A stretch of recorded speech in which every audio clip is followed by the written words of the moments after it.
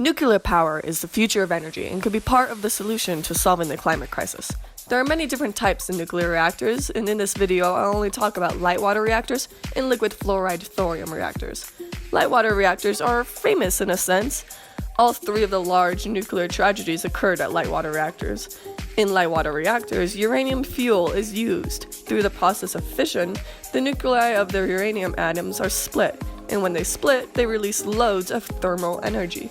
This thermal energy is used to heat water into steam that then turns a turbine.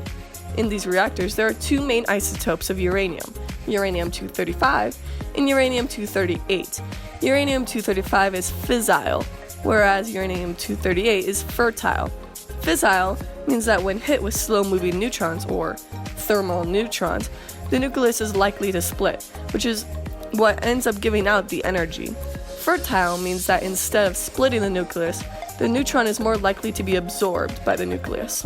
When uranium-238 absorbs a neutron, it becomes plutonium-239, which is a bad element. Plutonium-239 is what is called a transuranic actinide. These are the heavy elements at the bottom of the periodic table, and they are very radioactive, can't be used for fuel, and have incredibly long half-lives, like tens of thousands of years long. And this is what ends up as the nuclear waste that we can't safely contain.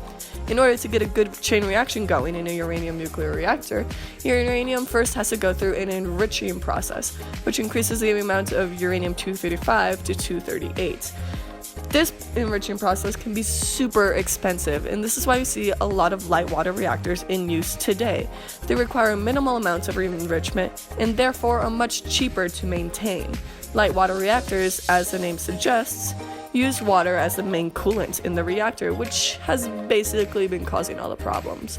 There is much infrastructure in factories to make sure that the coolant water doesn't boil and end up allowing the reactor to overheat, and this requires a lot of active effort, and if there's one slip up, the reactor overheats exponentially, and this is what causes all the nuclear disasters. So how can we make nuclear power safer? Well, let's take a step back and go over to lifter reactors. Lifter reactors use thorium-232 as its fuel. Thorium has 2 less protons than uranium, and thorium is a fertile element. And you might be like, hey, you just said a while ago that being fertile is a bad thing for uranium, and you're right.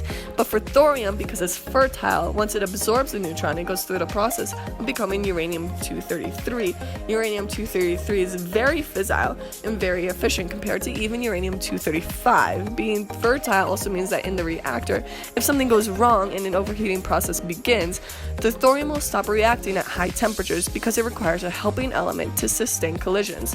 This allows thorium reactors to have what we call walkaway, or passive safety. So having huge explosive meltdowns are basically impossible for thorium to accomplish. The waste products from uranium-233, while they're still reactive, are not transuranic actinides, and therefore have a half-life of only around 300 years, which when compared to plutonium's half-life is pretty impressive. So thorium could be the future of nuclear power and energy harvesting as a whole, but there's still much more research needed to be done before we can start plopping liquid fluoride thorium reactors everywhere.